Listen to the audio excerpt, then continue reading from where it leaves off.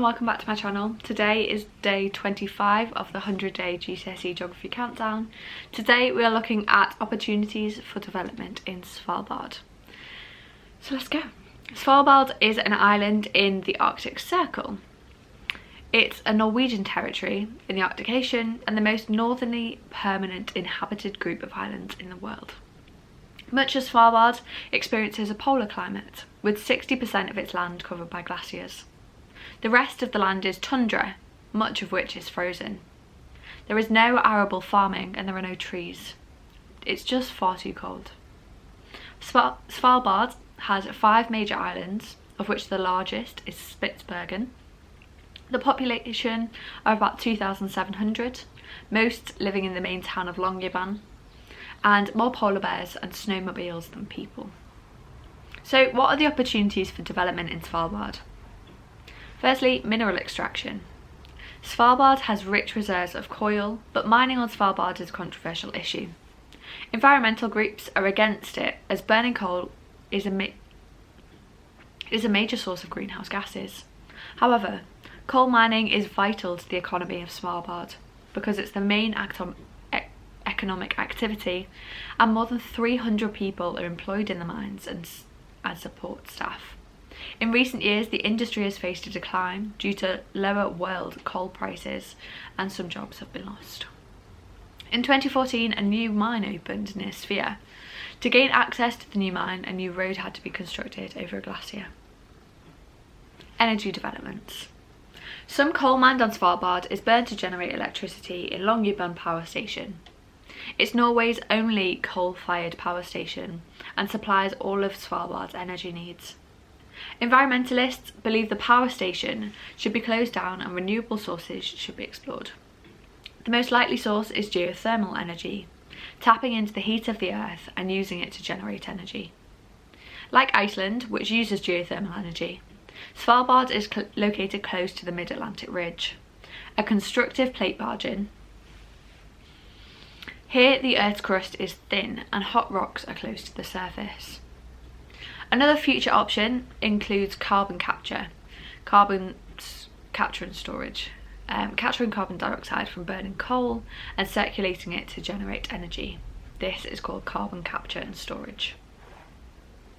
Fishing.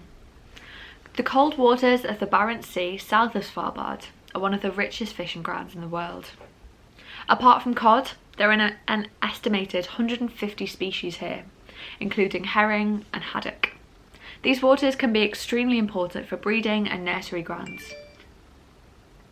These waters can be extremely important for breeding and nursery grounds for fish stocks and can be damaged by pollution. Fishing in the Barents Sea is jointly controlled and monitored by Norway and Russia to ensure that fishing is sustainable and the ecosystem is protected. Tourism. Tourism in Svalbard has grown in recent years as people seek to explore extreme natural environments. In 2011, 70,000 people visited Longyearbyen and 30,000 of these were cruise passengers. The harbour at Longyearbyen has been enlarged to cope with the increase in number of tourism and cruise ships. Tourism provides about 300 jobs for local people. Most tourists come from Norway and most visit as part of organised tours. Tourists mainly visit Svalbard due to wanting to explore the natural environment, the glaciers, fjords, the wildlife, especially polar bears. Adventure tourism is becoming more popular, with activities such as hiking, kayaking and snowmobile safaris.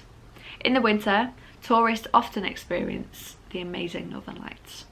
I actually follow someone over here on YouTube. She's called Cecilia something and she lives on Svalbard.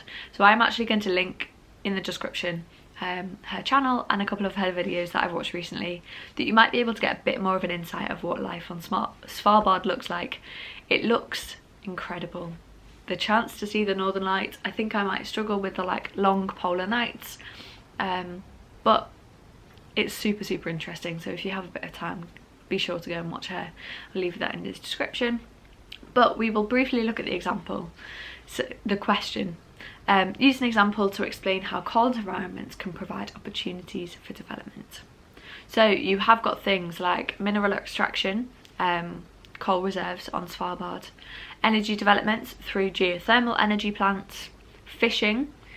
This is not the same for all cold environments, but because you're using Svalbard, perfect opportunity.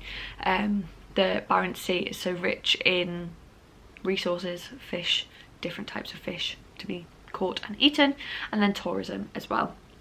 And you can talk about the 70,000 people that came in 2011, but how 30,000 of them were cruise passengers. It creates 3,000 jobs for local people, which is about 10% of the population that live on Svalbard.